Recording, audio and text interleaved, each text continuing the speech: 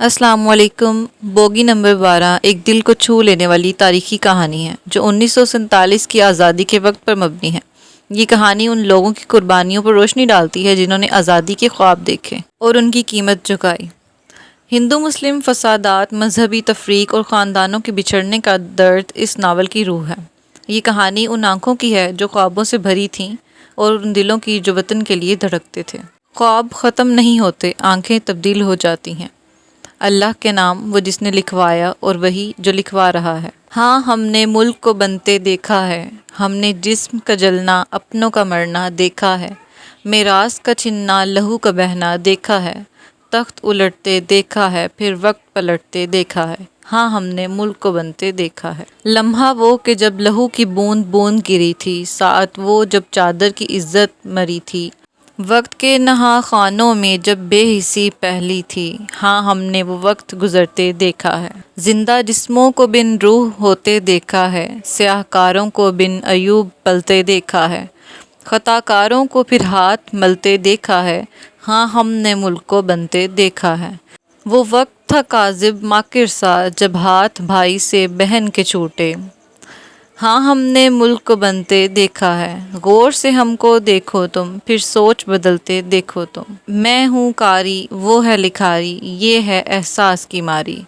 ہم نے لفظوں کے آئینے سے ماضی میں جا کر دیکھا ہے۔ قلم کی نوک سے شمشیر کا چلن دیکھا ہے، سیاہی کے قطروں سے لہو کا بہنا دیکھا ہے۔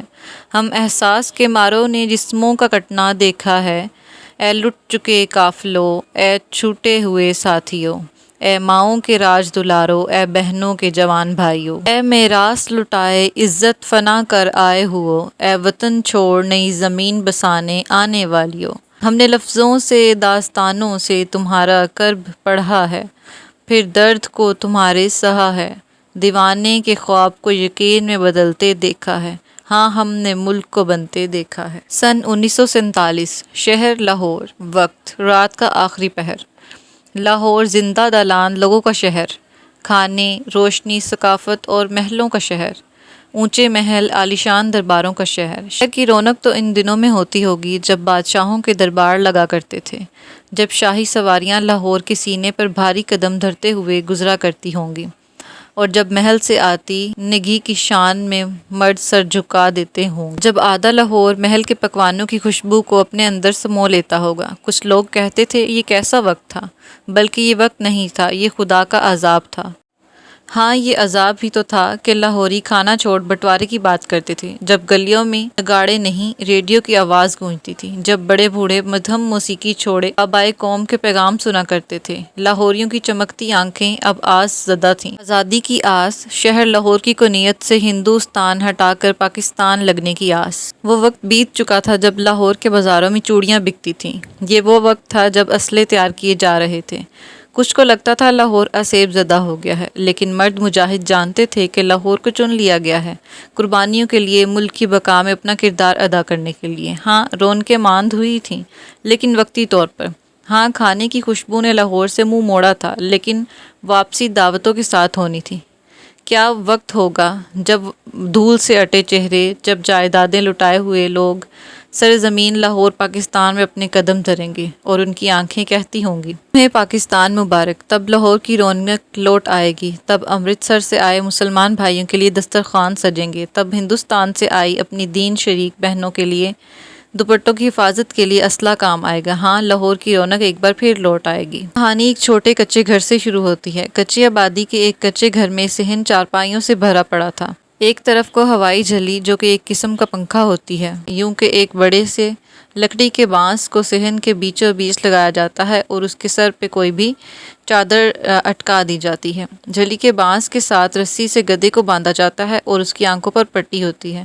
گدھا صحن کے چکر کاٹے جاتا ہے اور جھلی ہوا کے دوشن پہ صحن میں سوئے لوگوں کو فرحت بخش ہوا دیتی ہے۔ رات کے کسی بھی پہر اگر گدھا تھک کر رک جاتا اور گھر کے کسی فرد کی نیند کھل جاتی تو ایک پتلی لکڑی گدھے کے جسم پر پڑتی اور یوں وہ ایک بار پھر جھلی چلانے لگتا تھا۔ باندھی گئی تھی، جس کو چلاتا گدھا یوں سمجھتا تھا کہ وہ ہندوستان کی سیر کو نکلا ہے۔ صبح کو پھوٹنے میں ابھی تھوڑا ہی سا وقت تھا۔ صحن کے ایک طرف بنے باورچی خانے میں اس وقت 2 عورتیں بیٹھی تھیں۔ ایک کے ہاتھ میں لالٹن تھا اور دوسری چہرہ چولہے کے قریب جھکائے پھونک مار کر کوئلے دہکا رہی تھی۔ اس کوشش میں اس کا تنفس پھول جاتا تھا، لیکن مجال ہے جو ان کمبخت کوئلوں نے آگ پکڑی ہو۔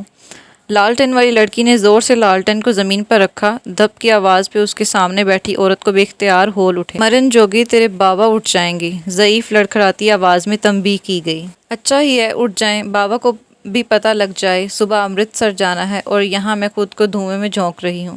یہ آواز پہلی والی سے مختلف تھی، بیزار، اکڑ، معصوم اور الہڑ۔ دیکھ رانا، مردوں سے مقابلہ کرنے والی عورت کے ہاتھوں میں کچھ نہیں آتا تو مرد کی ایک سن لے، وہ تیری 10 سنے گا۔ زمانہ شناس لہجے میں سمجھداری تھی۔ اسی لمحے کوئلوں نے وہ آگ پکڑی کہ چولہا دہک اٹھا۔ آج تک آپ نے بابا کی 10 لاکھ سنی ہیں، پھر کیوں وہ آپ کی ایک نہیں سنتے؟ لالٹنیں اور جلتی آگ میں اس کا چہرہ پاک اس واضح ہو رہا تھا۔ بڑی بڑی سیاہ آنکھیں جن پر لمبی پلکوں کا سایہ تھا، پرکشش نقوش۔ تیری زبان آج کل بہت تیز چل رہی ہے، ابھی تو امرتسر گئی نہیں اور ابھی سے یہ تیور، انہوں نے گھر کا کہا تھا۔ وہ چولہے پر اب دودھ کی دیچکی رکھ رہی تھی۔ لڑکی کی آنکھیں یکدم چمک اٹھیں۔ اماں، امرتسر کیسا ہے؟ وہاں کے لوگ، کھانا، وہاں کی کوٹھیاں کیسی ہیں؟ لے جھلی، بھلا امرتسر میں نیا کیا ہونا ہے؟ وہی لوگ، وہی کھانے، وہی روایات، رکھ رکھاؤ، اللہ کی زمین ہے، جیسی یہاں ہے ویسی وہاں۔ تو بتا تجھے امرتسر کیوں جانا ہے؟ بوڑھے جھری زدہ چہرے پر مسکراہٹ تھی، مٹھی میں چینی بھری تھی جسے وہ دیچکی میں پلٹ رہی تھی۔ لڑکی نے اس کی بات پہ چہرے کے نقوش بگاڑ لیے۔ ایسے کیسے؟ جیسی زمین یہاں ہے ویسی وہاں۔ لاہور ایک ہی ہے اماں، یہاں کا رکھ رکھاؤ بھی ایک، دنیا کا کوئی دوسرا خطہ لاہور نہیں بن سکتا۔ میں تو امرتسر اس لیے جا رہی ہوں تاکہ جب نوری بڑی ہوگی تو میں اس کو بتاؤں گی لاہور لاہور ہے، امرتسر میں لاہور والی بات نہیں۔ وہ ایک پل کو رکی، سرمئی بالوں والی بوڑھی عورت پر ایک خفا خفاسی نظر ڈالی۔ اور اماں میری بات سن لیں، لاہور کی زمین الگ ہے تو امرتسر کی الگ۔ اگر ہم ایک ہوتے تو ملک کا بٹوارا نہ ہو رہا ہوتا۔ جناح کہتے ہیں ہم 2 الگ الگ قومیں ہیں، ایک ساتھ ہمارا کوئی مستقبل نہیں۔ وہ بولنے پہ آئی تو بولتی چلی گئی۔ بوڑھی عورت نے ٹھنڈی آہ بھری اور ابلتا دودھ آدھا پیتل کے گلاس میں انڈیلنے لگی اور باقی دودھ میں پتی ڈالنے لگی۔ یہ جناح گاندھی اپنی راہ ہو لیں گے اور نقصان ہمارا ہوگا۔ ہائے ربا، کون سی 2 قومیں، کون سے مختلف نظریے۔ ساری زندگی انہی لوگوں کے ساتھ رہے، چھٹی کے کپڑوں ان لوگوں کے تحفے تھے اور اب کفن خریدیں گے پاکستانی۔ وہ سخت نالاں نظر آ رہی تھیں۔ سیاہ آنکھوں والی لڑکی نے تعصب سے اپنی ماں کو دیکھا۔ کیا آپ لکشمی تائی کا جوٹا پی لیں گی اماں؟ کیا اس کے کھائے ہوئے برتن میں کھا لیں گی؟ اس کی اترن پہن لیں گی یا پھر مندر سے آیا ہوا پرساد منہ میں رکھ لیں گی؟ اماں کو گویا ہول اٹھے، بے اختیار کانوں کو ہاتھ لگایا۔ توبہ توبہ رانا، اللہ تجھے سمجھے، بھلا لکشمی کا جوٹا میں کیوں پینے لگی؟ اس کی اترن اللہ معافی دے، جانے کتنی بار اس کی ساڑی نے مندر کے فرش کو بوسہ دیا ہوگا۔ میں زہر کھا لوں لیکن مندر کا پرساد نہیں، اللہ میرے اللہ معافی۔ وہ کانوں کو ہاتھ لگا رہی تھی۔ گلے رانا مسکرائے۔ جس قوم کے ساتھ برتن، کپڑے، کھانا نہیں بانٹ سکتے، ان کے ساتھ نسلیں اور زمین کیسے بانٹ لیں اماں؟ نہ وہ پلید نہ ہم پاک، بس ہمارے منہ پہ کلمہ اور ان کے منہ پہ رام۔ فرق کیا ہوا؟ اماں نے ٹھوری پر انگلی جما کر سوال کیا۔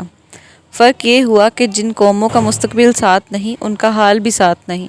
بٹوارا اماں، بٹوارا، لاہور کی کنیت میں پاکستان کا نام۔ وہ جوش اور جذبے سے بولی تو اماں سوچ میں پڑ گئیں اور چولہے پر رکھی چائے ابلتی رہی۔ دہلی، برصغیر کا دل اور کئی ہزار گزر چکے بادشاہوں کی محل گاہ۔ وہ دہلی جس نے نہ جانے کس کس کے سیاہ اعمال اپنے دل میں چھپا رکھے تھے، جس کے سینے پہ ظلم و بربریت کی داستانیں رقم کی گئیں، اور وہی دہلی جہاں سخاوت کے در کھلے۔ دہلی کو ایک شہر کہنا غلط ہوگا، یہ تو ایک دنیا ہے، ڈھیروں ثقافتوں کا مرکز، کئی روایات کا امین، تاریخ کو اپنی آنکھوں کے سامنے بنتا اور زوال کو اپنی آنکھوں کے سامنے پنپتا دیکھنے والا دہلی۔ ان دنوں دہلی اداس رہا کرتا تھا، اسے غم تھا، ہاں اسے غم تھا اس بٹوارے کا۔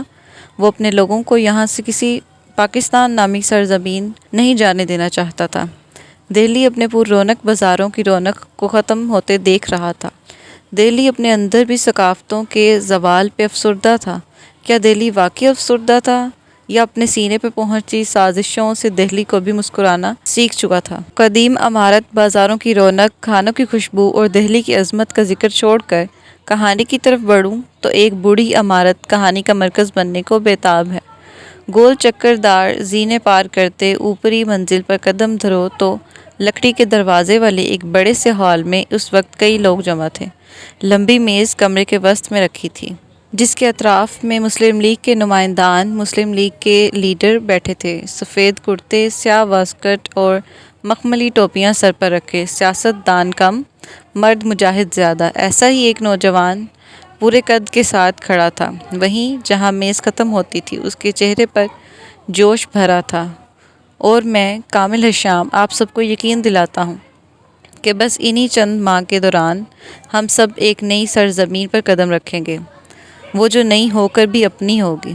مسلم لیگ کا لیڈر ہونے کے ناطے میرا فرض ہے کہ میں دہلی کے، بنارس کے، بمبئی کے اور سارے ہندوستان کے مسلمانوں کا سوچوں۔ اس کی آواز بھاری تھی، لہجے میں جوش اور عزم تھا۔ لوگ اسے سن رہے تھے، لیکن ان کے چہروں پہ جوش نمودار نہیں ہوتا تھا، ان کے چہروں پہ غیر آرام دہ تاثر تھا۔ 6 ماہ ہونے والے ہندو مسلم دنگوں میں مسلمانوں کی ایک خطیر تعداد نے جانوں سے ہاتھ دھویا، مال گنوایا اور بے گھر ہوئے۔ اس نے سانس لینے کا وقفہ لیا۔ لکڑی کے نقش و نگار والی کھڑکی سے دہلی کی دھوپ اندر آتی تھی، لیکن اس کی پرچھ سے ٹکرا کر پلٹ جاتی تھی۔ میں آپ سے صرف اور صرف اتنا چاہتا ہوں، بلکہ مجھے یہاں یہ کہنے بھیجا گیا ہے کہ ان بے گھر ہوئے مسلمانوں کی مدد کریں۔ اس وقت یہاں ہم سب مسلم لیگ کے وہ لیڈر ہیں جن کے پاس کوٹھیاں ہیں، جائیدادیں ہیں اور روپیہ پیسہ ہے۔ کیوں نہ ہم اس روپے پیسے سے اپنے بھائیوں کی مدد کریں؟